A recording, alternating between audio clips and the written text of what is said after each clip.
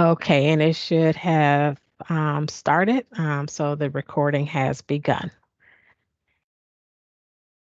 And so, welcome Oh, to excuse me. our Lunch and Learn for September 26th. My name is Chris Elridge. I'm the program manager for Dress for Success Cleveland. And we have our special guest, Latoya Smith. From Fifth Third. And so we're continuing the conversation about reviews. September 12th, we talked about how do you prepare your own review.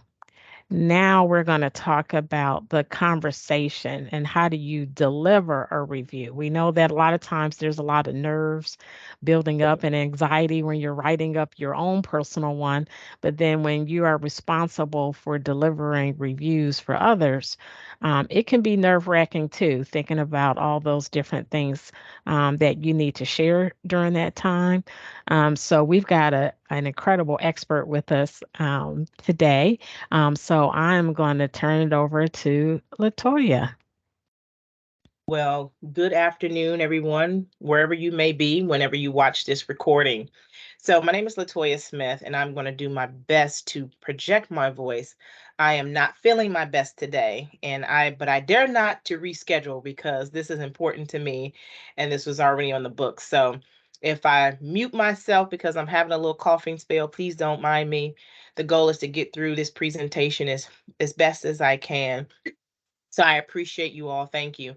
As you all jump on the call, please feel free to share your questions in the chat, or we have a very small audience. You are welcome to raise your hand by using the icon or unmuting yourself to acknowledge your question. And so thank you so much for joining. And thank you, Chris and Dress for Success, for having this conversation during a very timely part of the year. As we are in the fall season, and fall is my favorite season, this is a great time. And what I mentioned a few weeks ago, this is a great time to do some self reflection. What have you accomplished these last 9 months? And what do you want to accomplish in these next 90 days before the year end? But also thinking focus wise in the future, what do I want to accomplish and do in 2024? And even though it might seem a little bit of a long way, but before you know it, you blink, it'll be 2024. Just like it's already the end of almost the end of the year. So we're going to get started. I'm going to have Chris project the presentation for me, and we're going to go through this presentation within our hour. Again, if there's questions, concerns, you can feel free to reach out to Chris. And I'm going to give this disclaimer and say the presentation that I am presenting is based on my knowledge and experience as being a leader here at Fifth Third Bank. A lot of the information that I'm sharing is related to my organization. So, you all who are people leaders, managers, you all are welcome to, and I'm encourage you to really know your process in your organization. The information I'm giving you today is just more best practice, things that have worked for me over the years being a people leader, and what has been effective for me, as well as how we do things here at Fifth Third Bank. So you can proceed to the next slide. I am Latoya Smith, Vice President of Talent Acquisition here at Fifth Third Bank. I've been a faithful volunteer for Dress for Success for now going on 15 years. And I partner with this organization because of the mission and the vision that Dress for Success here in Cleveland, and how they are so impactful to this market. And I have had the pleasure to work with the president and CEO, Melanie Butler, for over these 14, 15 years, as well as some of her staff members. That's just been wonderful. And we have a member of Fifth Third that's also on the board for Dress for Success. And so I'm just grateful to be able to have this opportunity with you all. So, with that being said, I want to go into the presentation and really focus on this objective. One, we're going to talk about what is the purpose of an evaluation? Why do we as leaders do this, right? on a yearly basis. And for some, it could be yearly. I don't know for some organizations, but for the most part, there are annual evaluations. I want to talk a little bit about goal setting, the check-in, so the one-on-ones that hopefully you're having with your managers. We're going to talk about development goals. We're going to talk about the year-end process. So remember, with the annual reviews, is to evaluate you on the whole entire year. It's not for us to go back to what you did 2 years ago, what you did 5 years ago. It's about how we evaluate you for this time period for the year.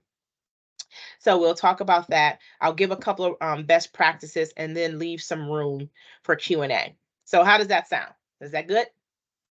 All right, so we can proceed to the next slide. So, why do we what's the purpose of these evaluations, right?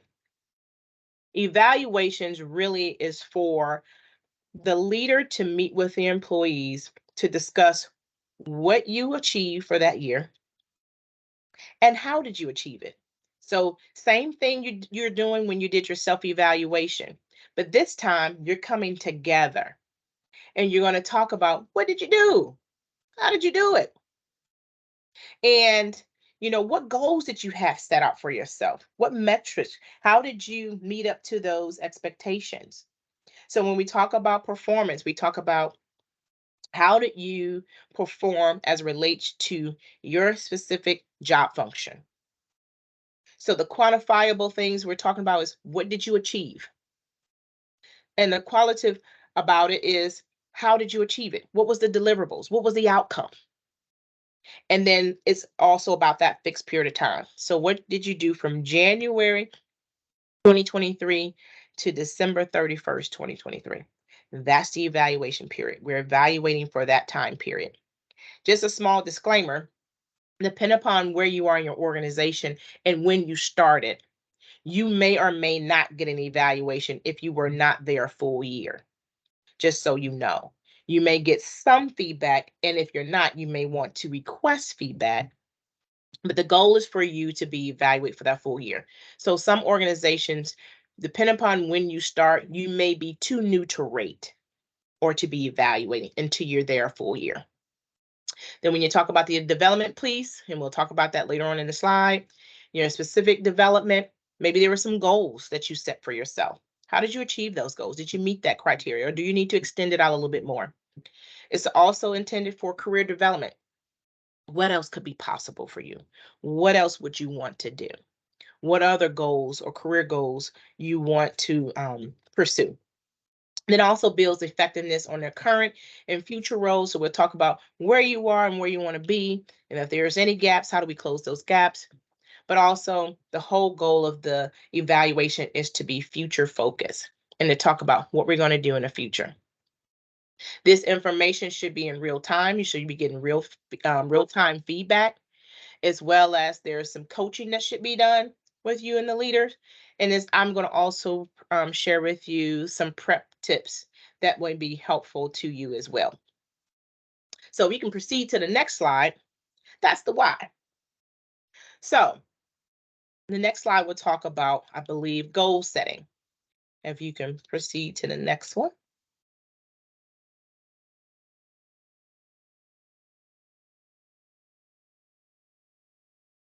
Are we having some technical difficulties a little bit? So Having a technical difficulty. So let me see if I can. Yeah. There we go. Okay. Yeah, because you're looking a little blurry too. So, all right. So again, goal setting. So what happens during the goal setting? So I wanted to start with this quote that says, any goal that is not written down is just a wish. And I wanted to put that there because sometimes we have these thoughts and ideas of how we want things to be, and they're great. But if you don't write them down and get focused on them, it's just a wish. It may evaporate. You may not, because you have not put it to writing, you have not put it to play. So we're going to talk about, and is this going back to old school, SMART goals won't ever go away. I know you all know the acronym. I might even shout you out, but this is an opportunity to really talk about the what and the how. So, what did you do? How did you achieve those goals? How did those goals align with the organization's priorities? So, remember, you're working for an organization. You can have your own individual goals and aspirations, but you also got to make sure that you are aligned with your organization's goals and priorities as well. So if one of the goals, like for me, one of the big goals is to make sure that we're bringing on diversity as it relates to talent, Black and brown talent to our organization, to make sure that we're an inclusive workforce. That's a big organization priority goal for our organization. But that's also in line with my goal as well as a talent acquisition leader.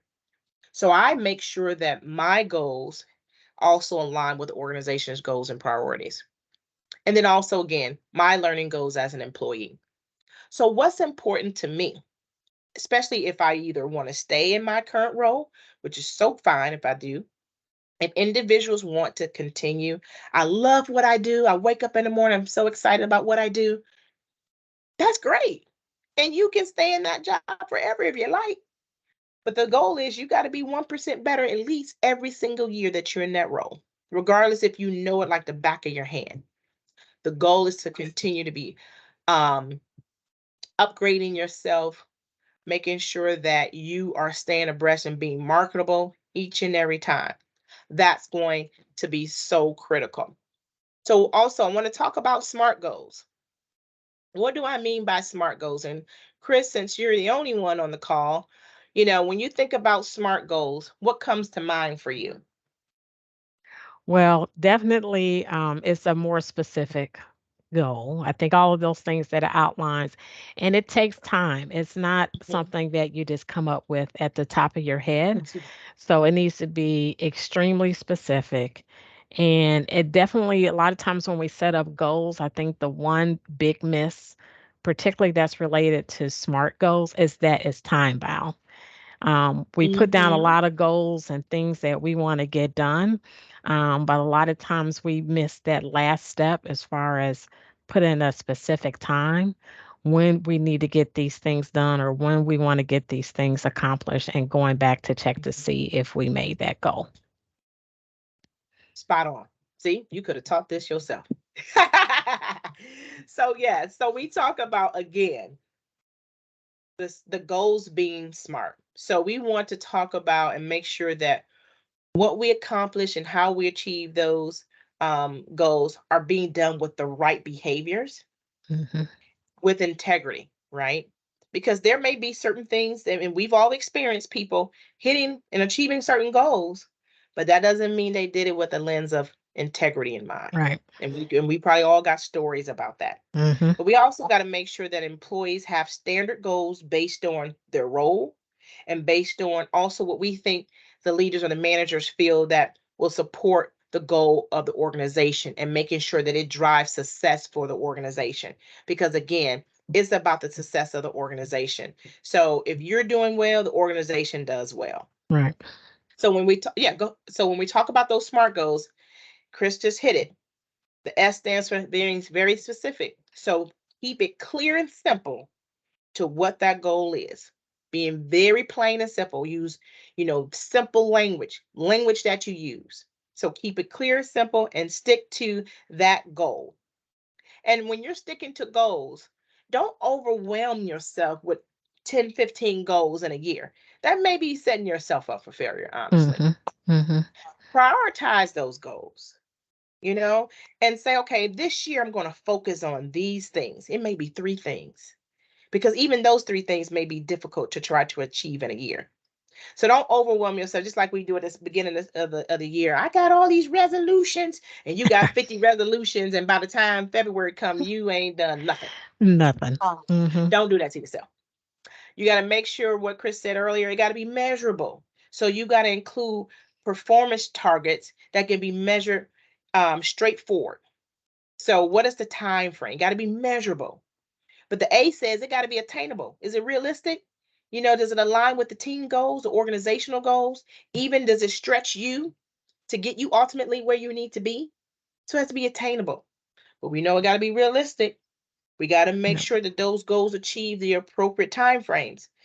So if you know that one particular goal may stretch out for 2 years, it's okay. But be realistic that, hey, I can't do this in a year, but I can likely do it in 1.5 to 2 years. So Mhm. make sure it's realistic in time. And then again, make sure it's timely. So make sure you set time frames of when you want to complete those things so that when you are time to meet with your manager, you have those notes. And even so that you can celebrate milestones, those small wins, big ones and small ones. But you, as the manager, too, should be celebrating those wins along with your people. So we can proceed to the next slide. So the next thing we're going to talk about is the check-in. So the other part of the evaluation, leaders, is that the conversation is a two-way dialogue conversation. So when it's time for you to meet with your employees, you got to make sure that you're not hogging the whole time during that review. It's a two-way dialogue. You ask questions, they ask questions, you give answers, all of those things. So just please make sure that you spend some time listening and that there is a dialogue between both of you. One of the things that I say with check-ins is that if you're not already doing this, leader, with your employees, I would recommend, I would offer you have regular check-ins with your employees, whether that is weekly, bi-weekly, monthly, or quarterly. Now, quarterly may seem a long time because that can Mhm. be a lot that can transpire, but at least meet with I will encourage you to meet with your team members, if not bi-weekly, at least monthly, and put in enough time to talk. So if it's an hour, what have you, those informal meetings, put that time and be diligent about keeping that commitment. And remember, in that one-on-one time, it's not for you to, again, overshadow your employee during that whole one-on-one time. It should be probably implementing the 80-20 rule. You listen 80% of the time, and they talk 80% of the time Yeah. while you listening. So you should be talking 20%, but listen 80. I And got to so, make a comment on that because that yeah, is go ahead, Chris. sometimes it is so hard as a leader when you're in that position. You do feel like you're the one that has to do a majority of the talking and leading that conversation. So that's why I chuckled, whether it's been situations that I've been in, and it's like you barely get a chance to give a response and you have to wait all the way down to the end to give a response. And so it becomes more like a dissertation of like 1, 2, 3, 4, 5, 6, 7, 8, 9. Okay, tell me, how do you feel about that? Right? That shouldn't be the conversation. And so sometimes I think letting um, the employee know, like, hey, this is your time. So, why don't we start off with what are this is just a thought. Start off with Mhm. one or two things that you want to be sure that we cover in the conversation, because it's easy to, like you said, get on our agenda, and there may be some things that may be on their agenda that you don't get the chance to go to, or you're down to the last 30 seconds from there. So I thought what you brought up was very important about that two-way dialogue. Chris, you hit it. You hit it because if you are with a manager that is a verbal processor, like Mhm. myself, I'm gonna admit, and I have to coach myself to say, Latoya, this is not your one-on-one. This is your employees one-on-one. So remember the 80-20 rule. You be Mhm. quiet and listen. And so, and this is how you as an employee can also run these one-on-ones. Come with your agenda. Come with the things you want to talk about. These one-on-ones are not for your managers. It's for you. So you come with your agenda. I don't care if it's 2 to 3 agenda topics that you want to talk about. You come with your agenda and say, and come prepared and say, you know what, in this one-on-one, I want to discuss these things. These 3 things is important to me. I want to make sure we have enough time to be able to go through those things because these are important to me. And your manager can follow along with that. Do not allow your manager to hijack the whole entire one-on-one, and then you don't get through your agenda or you don't get your answers, get your questions answered. Manager, if you're on the other side and your employee, is not engaging or is having oh, I don't have anything. Everything's all good. I get it. Everything may be all good. However, I want to know how good it is. So I'm gonna have some questions for you because I want to know how good it is. So again, the whole purpose of the one-on-one is to foster that connectivity. I want to get to know you, Chris, so that if anything happens and I see that your behavior shifts, I know that something is wrong. And a good leader know when their teammate is going through something, even if the teammate does not say it. This is why it's important to have the connection and the one-on-ones so that if behavior starts to shift, you can pick up on it, identify it, address it, and figure out how you can support that person. That's why this work is important. So during your check-in, if you have an employee that's struggling with, oh, I don't have nothing, everything is good, we ain't got to have this meeting, that's when you can start asking questions and say, well, what's working well? If everything is good, what's working well? So you can establish that focus and say, okay, great, I'm glad that things are working well. So then you can celebrate those wins and successes and say, wow, you did that, Chris? That's awesome. And as a manager, if you're engaged like you're supposed to, those are the notes that you begin to take. I said on here, taking notes. Because guess what? As we get to further down on the presentation, when it comes to evaluation and you want to validate why your employee is a 5 rated employee, sometimes you got to have your receipts, your notes, your business case of why this person earned a 5 rating. Right. So with that being said, come with questions. You can also ask, how could I help you to be more effective? Sometimes your employees may share a challenge with you. That's the time to brainstorm and say, what does help look like for you? How can I show up for you? What roadblocks, what can I remove from you so you can be successful? What does support look like for you?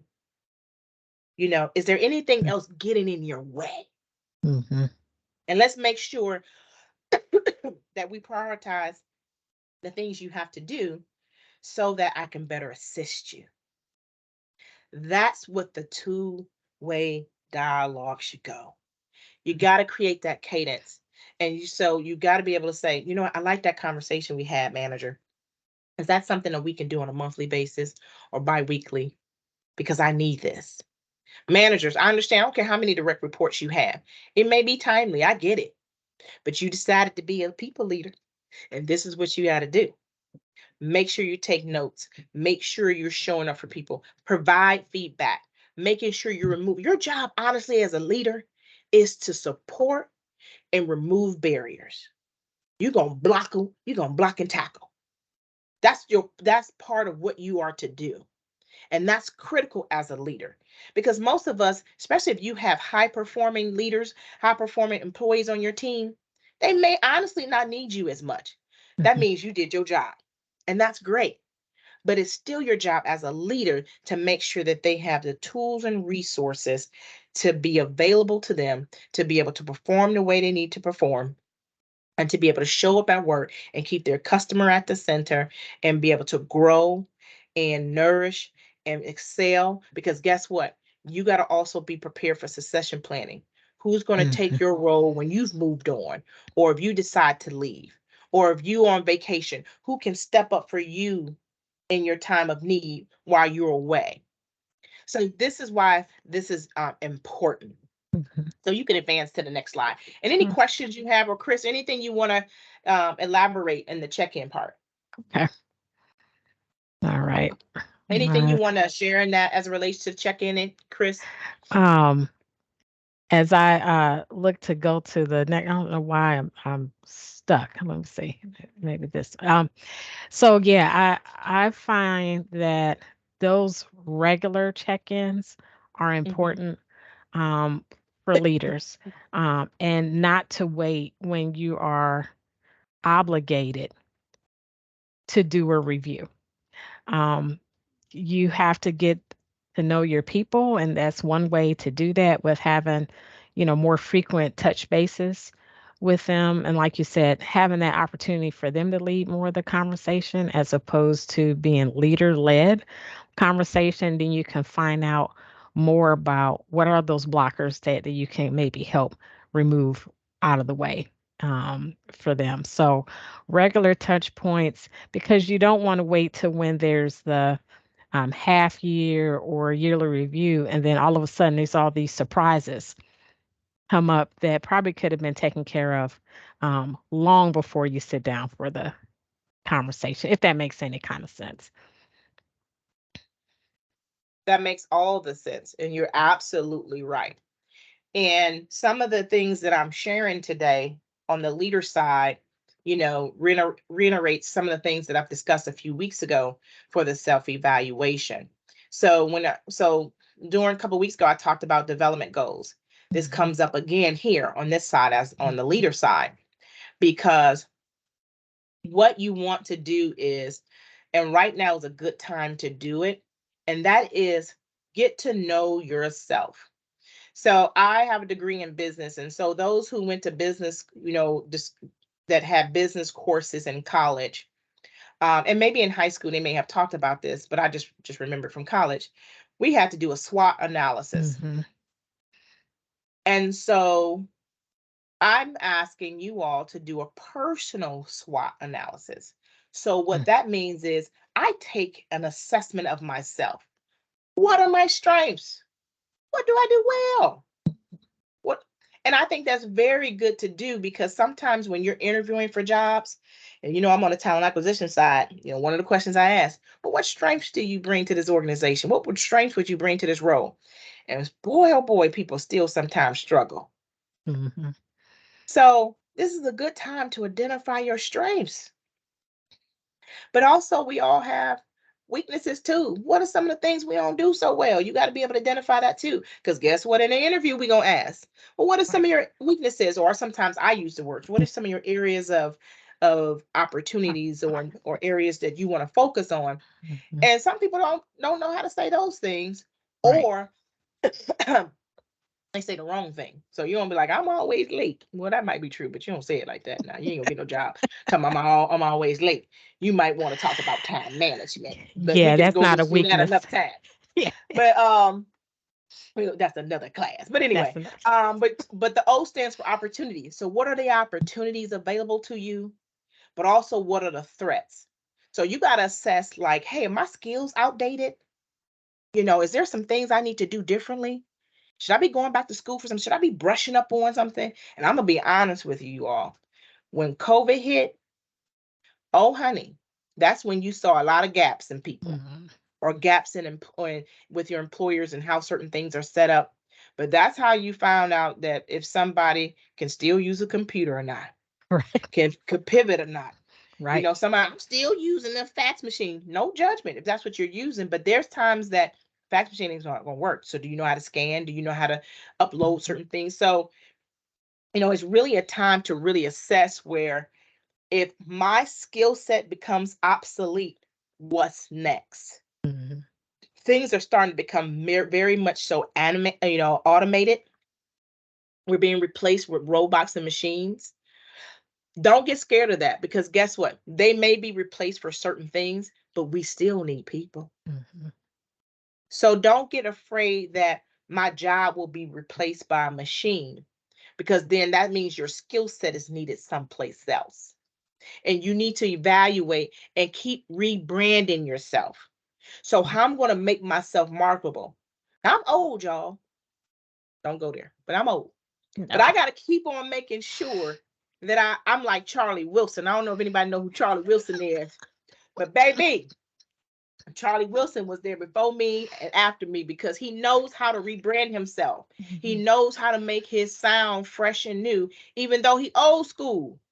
But he can get with any one of these artists. And he's always thinking about, how do I rebrand myself? How do I keep myself relevant, but not lose myself, right? Right. So you got to be thinking about those things. You got to know your options. So you got to focus on how you're doing today and where you're going to be tomorrow, right? What do I need to learn to make sure that I stay marketable? What do I need to learn to get to that next level? What do I need to do and be intentional about my experiences, about my exposure, about my education, about my environment? What are my options to be able to expand my growth? If you don't have a growth mindset, baby, you may not be here much longer in your organization and in life in general. If you don't have a growth mindset, things are moving and shifting quickly. And if you can't keep up, and you know, right now we got what, 5 generations in the workforce? You got your grandmama and them, you and your kid. Yep. You're So right. you got everybody. You got everybody in one organization working together. And we all got to figure out how to get along. That's not going to change, people. Because guess what? People are living longer.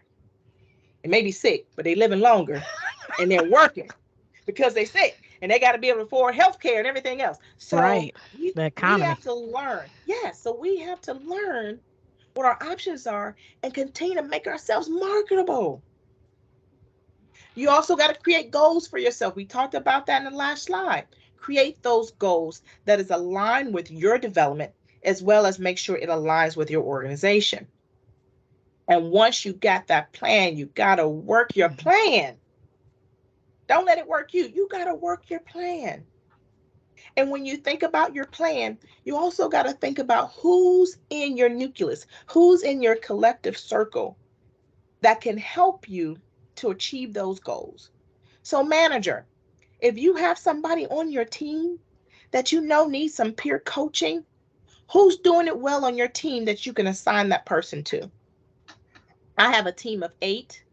I have somebody on my team that I'm grooming to replace me.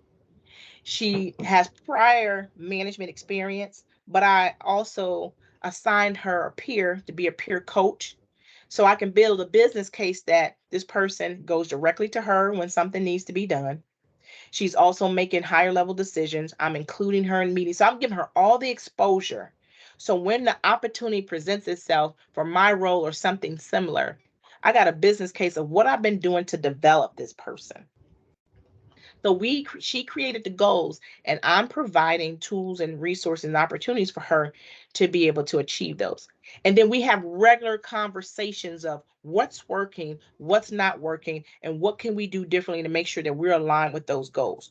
And who else should be part of her mentorship? Who else should be advocating for her besides me? And who else should she be exposed to make sure that those opportunities are available to her? So you got to know that. So you got to create your development plan. You got to focus on strengthening and leveraging those opportunities, even if you're scared. Let me tell you something. If you are a leader, stop holding your people back because you're scared to lose them. Stop holding your people back because you're afraid they may take your job because they might be smarter or faster or whatever than you. Guess what? Good leaders, guess what? There's such thing as good turnover too. Because everybody want to work for a leader that can turn somebody over and be promoted. So stop holding on to people because you're like, I got this A player and I got to hold on to them because they, they help the team and they make me look good. Well, guess what? Work on some other people that can also help you be. Stop holding people back. You can look good too by you promoting, developing, then everybody gonna want to work for you. So you'll always have a pipeline of people, because people gonna want to be on your team because they know if I'm on Toya's team, I'm gonna get promoted quickly. Or I'm Mhm. gonna get the exposure, or she gonna stretch me, or she gonna push me, and it's gonna feel uncomfortable, but I know I'm supported by her. So I'm gonna pause right there. Any thoughts, any questions? Thank you, Chandra, for joining. I miss you.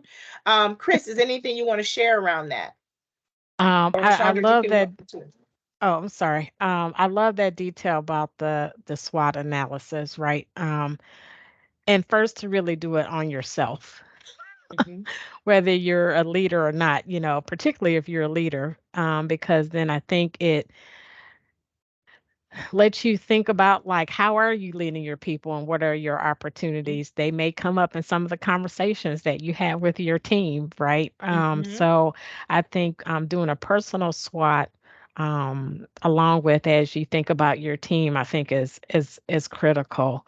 Um, and just creating the plans. There's always going to be an organizational plan a lot of times for career paths, but it's important to have your personal career path also identified, because I know I've witnessed certain situations that people will take on a role, and the next thing you know, the organization is driving their whole entire career, and they felt like they've kind of lost control of what that may be for them personally, right? And then it's not as rewarding to them when they hit certain goals. So it's important to keep in mind what your personal goals are and to share them when you have those conversations with leadership. So then everybody, it can be a win-win for everybody as best as you can. Right. Mhm. Yeah. Thank you I for like that. Thank you. I, I like what you said too, and nice to see you too, Toya. So I was late. I miss you too. Uh, I do appreciate the SWOT piece, and I I appreciate also what you said about the tendency of some leaders, and I can't even call them leaders because they're not coaching their people, managers who are holding people back because they're competent, they have the technical skill, they bring to the table the things that help them look good and move ahead in their career. And they forget everybody has ambition, right? Just because Mm. people that are talented have ambition and those that are coachable have ambition. And I think a lot of those who are in management roles forget that. They think that, oh yeah, they've got this great title and they should be comfortable there. We should never even assume that we know what someone's comfortable with.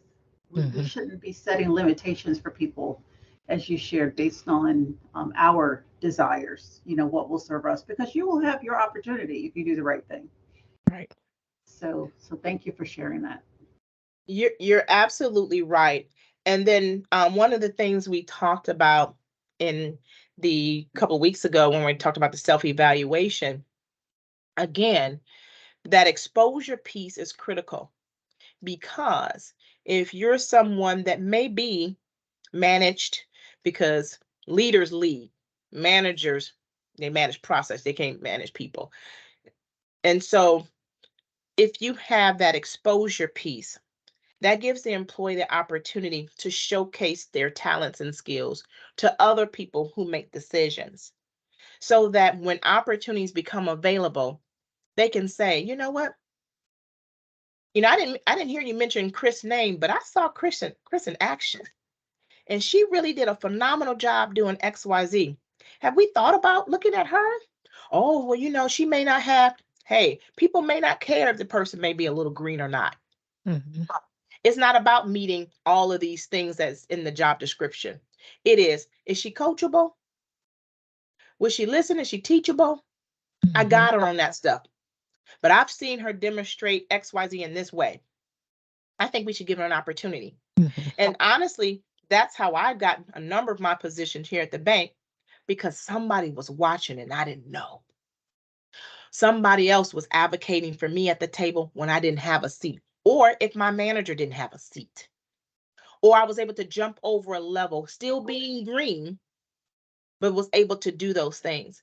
But again, it's really about your performance and how well you're currently doing. It's about your professional image. What does people think about you when you leave and walk out of the room? What are people saying about you? and again, your exposure to the right things and the right people who can see you in action. That's critical. And we can advance to the next slide. So we're going to get into the next slide is really wrapping this all up into the year-end review. And so you started off at the beginning of the year. We talked about what's the importance of, knowing the evaluation process. As leaders, you need to know the evaluation process yourself as a leader. You need to make sure you understand the timelines and when things have to be submitted, especially if you're someone like me that I have to write 8. That's a small number. It's people who have to write a lot of reviews, right? So you got to prepare yourself to be able to be effective in writing your review. But if you did what I said in the slides before and take your notes, your evaluation is pretty done, because you have been meeting with your person on a consistent basis. You have taken notes, and now you got some examples. So all you doing is plugging and playing where it needs to be on the what and the how, because you've been doing this all along. Because it's important when you're evaluating somebody, employees look at that as their report card. They look at it as how you value them, how they're showing up, and how they want to grow. And we got to take that very seriously. So you need to know your own process, right? The goal of that is to make sure that you are coming off very positive. You're highlighting or helping that person highlight their accomplishments and how they are aligned with the overall goal of the organization. It's about how you have coached them, provided feedback through the lens of emotional intelligence. Now, if you're a leader, and sometimes this is, or especially if you're a new leader, I would take some courses on how to give an effective presentation. Maybe even watch this video because it's recorded. But also maybe have classes like critical conversations. And I know that Cuyahoga Community College have the course Critical Conversations, or they also have the book. You got to learn how to have those critical conversations, those hard conversations, but you got to do it with a sense of emotional intelligence. So that's important. You also want to make sure that the person feels safe. You got to create that safety, because I'm gonna be honest with you, when it comes to evaluation time, people get very antsy. They get very emotional, get very charged, because they're like, oh my God, now they're playing with my money. So we need to get this right. Okay. So you want to make sure that the environment is safe. You want to make sure that there's an equal exchange of conversation. You want to make sure you're providing feedback of how to grow and learn. You also want to prioritize that growth, because you're going to have some people who's going to be overzealous and they want to achieve so much. They want to be, president, and they only been with the organization 2 seconds. And I get that. I love the ambition, but we got to help them to prioritize their growth and understand what they need to learn and focus on to get to that place. But I'm glad that they got a growth mindset. You also want to, keep fueling that fire, that burning inside them, because you don't want people to get complacent. I've been with Fifth Third Bank this year, 24 years. I can't get complacent, and so I got to make sure, and I'm choosing to make sure I'm doing things that keeps me marketable, that I continue to add value. Or if they got to cut, I know it's a business decision, but I'm gonna make it very hard. I mean, we got to keep that girl. We got to figure out something. I'm gonna make it hard for you, even though I know you got to make business decisions, right? And then you want to make sure that you're asking questions and coming from that curious lens. Don't accuse your people of anything. Don't assume anything. Come with a curiosity lens. Come with curiosity and ask questions. What's motivating you to do this? Or tell me more about where you want to go in this, and how can I help you get there? You want to make sure that your comments are thoughtful. You have examples, because again, when you're writing your performance review for your team, you can't say Chandra is great. Okay, she's great, but what makes her great? You got to have an example.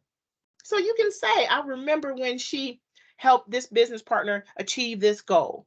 I remember when she stepped up and took over this person's workload when this person was on medical leave.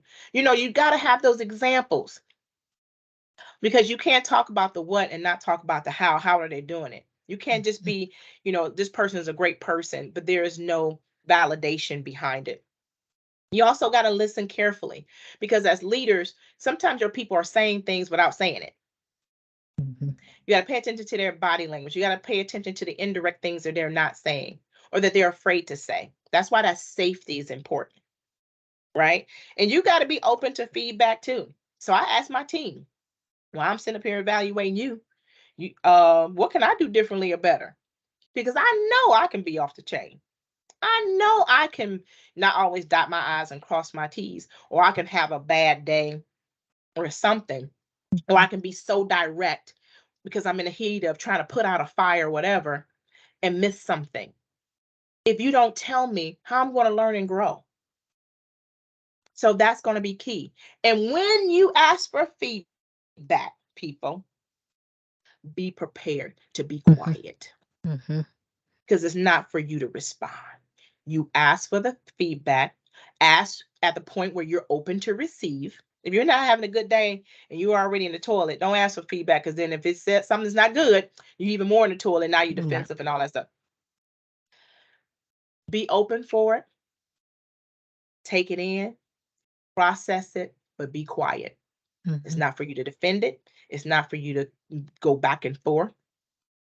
Process it. It may or may not be true. It's okay. But you ask for the feedback. It's not for it to be a rebuttal around it. And then also you got to make sure in your evaluation, you're being open and to accept feedback, share feedback, ask your peers to ask your employees to send out information to the people they work with, the managers or leaders they work with, their partners, their peers. Get all kinds of feedback, because you don't always work with them every single day, but maybe they work with different other partners on a daily basis. You want to know from them, what should they start doing? What should they stop doing? Or what should they continue to do to make sure that that relationship stays intact and we're successful? Last part, you want to focus on the future. So you want to be making sure that you're proactive and you understand what the process looked like as a manager. You got to make sure that your thoughts are complete. Have your documentation. Again, when you talk about future focus, you want to talk about, also what are the significant achievements that you've had. You got to highlight those things, especially when it comes to, now I have to rate this employee on if they're outstanding or exceptional, if they're exceeds, or it's just an achieves. Because if you have people on your team that's been with you for a long time and they're high performers, and you tell them they're an achieves, and they like, what are you talking about? I'm an achieves. What do you mean? Or, hey, you not 5 rated like you used to be because you're doing the same things you always done. But what have you done above and beyond? Right. And you like, what are you talking about going above and beyond? So you got to be able to talk about those things. You got to talk about how, what they're doing that relates to the core values of the organizations. Again, if there's challenges, how do you handle those challenges? How do you keep enabling them to do well throughout the year? All of those things. So it's important that you do that. And then the last slide that we'll go to, Chris, is basically some best practice tips, because we're getting closer to the end and I want to leave some time for questions or any other dialogue. But you want to make sure that you schedule appropriate enough time and space to write those reviews. So when I'm preparing to write my reviews, it's normally during the end of the year. And I like doing it during the end of the year because it's not due until the beginning of the next year, right? It's not due until January.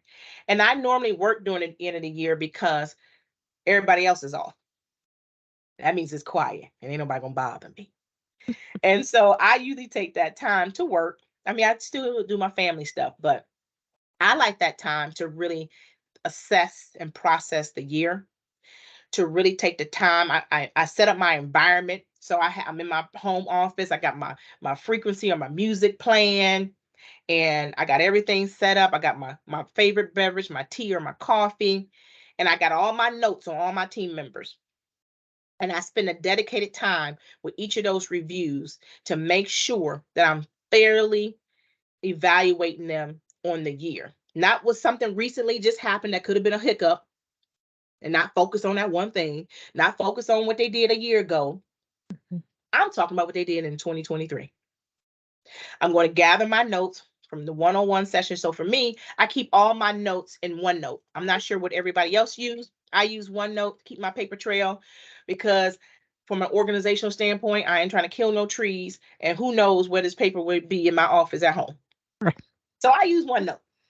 And I got a running tally on all the things we talk about. So I could go right to that OneNote and I'm typing up my review.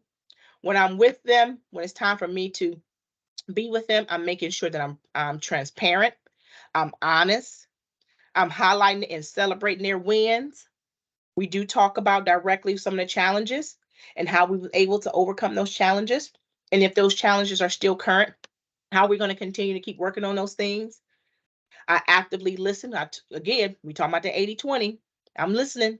I'm talking less, and reminding myself that I'm asking important questions. I'm being positive and compassionate because sometimes, and I don't know about you, sometimes these years can be rough for many reasons. And it's to acknowledge, yeah, we had a rough year. However, this is how we overcame it together. And we're going to continue to do that way. And how you keep people engaged. And then the last part is you need to understand your performance ratings. So again, when you understand your performance ratings, and if anyone says to you, well, how is so-and-so an exceptional employee again this year? Like that person cannot just be a 5-rated employee every single year. Well, here's how. And then I got some examples because I don't believe in giving anybody a rating. You earn your rating. And also, if somebody is an achieves, that's not bad. If you're doing what you do, that's great. You may not be an exceeds or an exceptional this year, but if you're an achieve, that means you're doing what you're supposed to do day to day. Mm-hmm. And that's what we want you to continue to do and continue to be 1% better next year in 2024. And how can I get there? How can I help you be that person? How can I make sure that I remove roadblocks and barriers from you so you can be 1% better than the previous year? So pretty much that's what I have. We got 3 minutes left. I thank you so much for chiming in and listening to me, and those who are going to listen to the recording later. I do apologize with this tickle in my throat, but I made it through. But I did not want to cancel because I did not want to do that to you, Chris. I said I'm just going to have to hack and cough throughout this whole presentation, but I'm going to do the best I can. But this is your time. So any questions, thoughts? I want to hopefully I met your expectations, Chris, or agreement on this presentation. Mm-hmm. And so, yeah, any other questions, thoughts, or, you all as leaders, any other best practice we should be considering or thinking about for our people? Well, I want to give some time for, is it Chandra or Chandra? I want to make sure I say it right.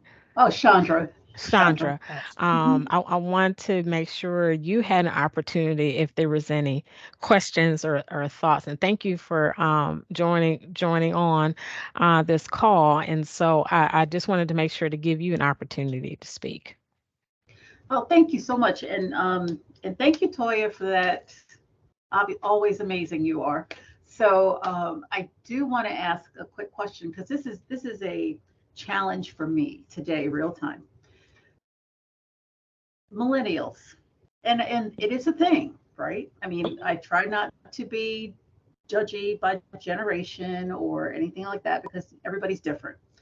But there's a challenge with the perception. There's a person on my staff who they are always thinking they are performing better than they are performing. And I try not to discourage them. I want to keep them excited, like you said, keep that growth mindset, but I also try to keep them grounded and give them some perspective on, what is it, as you mentioned earlier, you talked about tangible things, right? What are the things that you did?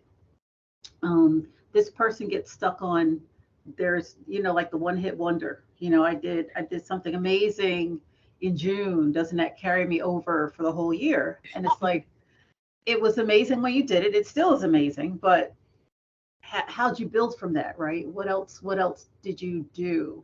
Can you share some things you may have done with the person that might have that mindset? I don't want to discourage. I don't want them to not continue to work, but they are consistently an achiever, consistent, and that's wonderful. But they don't see themselves that way, right? Is how do you get people past how you see yourself and how you actually are, right? And still Yeah. coach and encourage and keep them motivated. hmm No, I think that's a good question. And I'm going to answer to the best of my ability. And I think one is, the self-awareness piece. So I think someone like the person you're describing would be good at taking some emotional intelligence classes, because I think sometimes people are not self-aware of their behaviors, right? And some of our millennials love them dearly, but they're the generation that a lot has been given to them. They're part of those folks that everybody get a trophy on the team, even though you only sat on the bench, but you got a reward. And so we Yes. ruin our kids by, not always by celebrating everything and not saying, hey, but there's still some things we got to continue to work on. And yes, you did that phenomenal XYZ in June. But to your point, how do we continue to keep that going, keep that energy going throughout the remainder of the year, right? Because guess what? Nobody in October, people are not going to remember what you did in June. They're not going to remember yesterday what you did. So, you can't, people going to be like, okay, what else you done for me lately? I mean, okay, you did that one time. So how do you help that person see that, yes, you have a lot of potential and you're on the right path? And how are we going to harness that energy and keep going, right? And so it's just keep asking questions. So great, you did do that. Now what's next? What more do we want to accomplish? What does that look like? What does support look like for you so that you can do XYZ? So I think, again, it's helping folks to be more self-aware, and also being very directive. You do this well, but wait, we still got to work on this piece. Because honestly, the millennials, they want more coaching, they want more mentoring, they do want to be told directly what's going on, even though they may have a hard time accepting, right? Yes. And I think, and you have a great way. You and I have been connected for many years. You have a great way of acknowledging, connecting, and getting people to hear you. So I think it's just going to take some time. And I think that person, once they do realize, Miss Arthur always been on my side. She always been telling me. And now I get it. Because remember, these young folks' frontal lobe don't fully develop until they 30. So we're going to have to suffer a little bit. Yes. We're going to have to suffer a little bit until they get it. But I was once there too. Like I got my degree. I'm all that in a bag of chips. No, you ain't nothing. Like you got some more growing to do. Yeah. Yes, that's true. That is so true. Yeah, but I had a mentor that said, girl, come on. You're going to come with me and you're going to learn this. And I just kept doing and paying attention. And I'm like, oh, I get it. They'll eventually get it, but we can't give up. We can't give up. Right. Yeah. So I'm not sure if that was helpful or not. Oh, it was definitely. Because, I have to hear it out loud sometimes. You get caught up in it yourself and you think, oh my goodness, am I keeping the person going? And you put on, which hat do you put on, at the moment that you're talking with them? Because it varies, right? It varies. Yeah. But as long as you're listening and they feel like they're being heard, that's critical. Like if you're talking down, which I know you wouldn't, but if we're talking down to them and you need to do this, then they done tuned you out. Like, you're not my mother, whatever. But if you're talking to them as if you're peers and say, oh, I hear you. So what I hear you saying is this, I get it now. Okay. So how can I work with you so we can make sure you get here? They just want to be heard. They want to be validated. They want their ego stroked.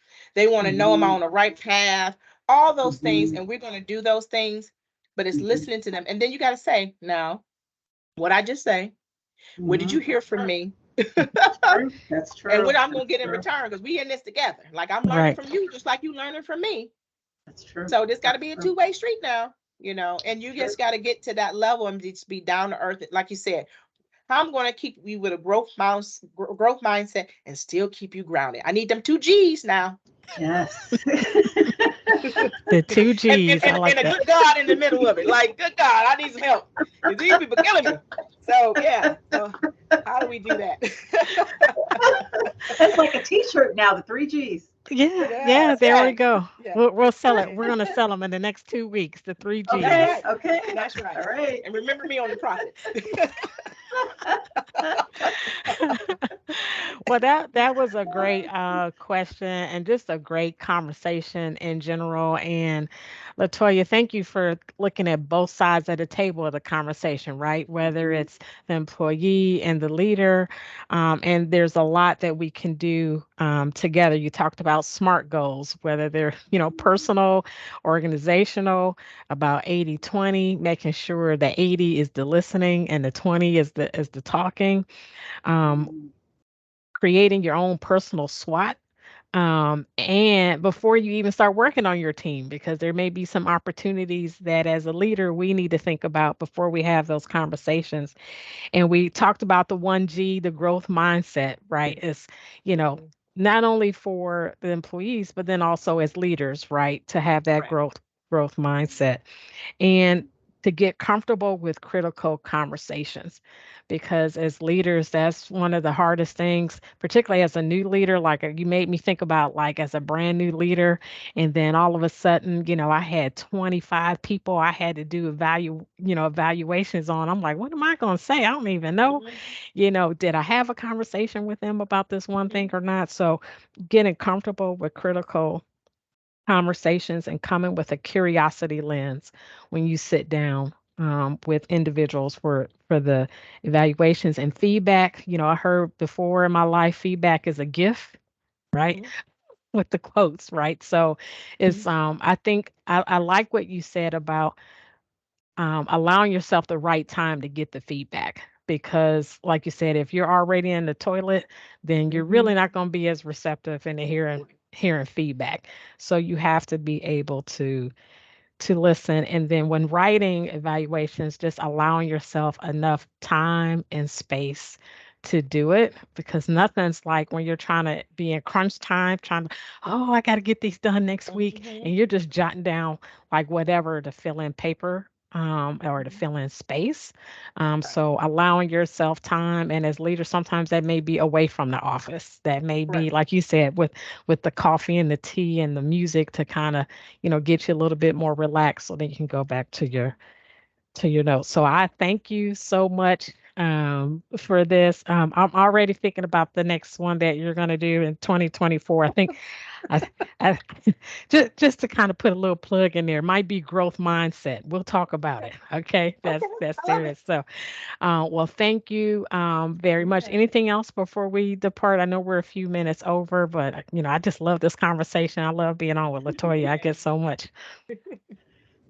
I love it too. I just want to say thank you for the partnership over the years, for always being there and calling me up. I enjoy these a lot. And I talk about my partnership with Dress for Success all the time.